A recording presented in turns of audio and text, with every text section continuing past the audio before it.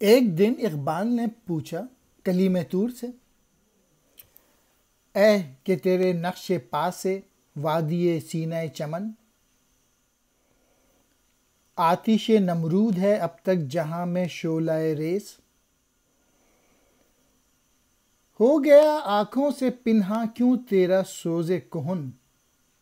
ایک دن اقبال نے حضرت موسیٰ علیہ السلام سے کہا کہ آپ کے جو پاؤں جو تھے جب وہ وادی سینا میں جب پڑے تو وہاں پہ وہ گلستاں بن گئے، اور لیکن اب یہ حال ہے کہ دنیا میں ہر طرف جو ہے وہ آگ پھیلی ہوئی ہے، آتش نمرود والی، اور یہ کیا ہو گیا ہے کہ جو آنکھوں سے چھپا ہوا ہے آپ کا پیغام، سوز کہن کہتے ہیں پرانا جذبہ، پنہا چھپا ہوا، یعنی وہ پرانے جذبے اب وہ نظر نہیں آ رہے، وہ سب ختم ہو گئے۔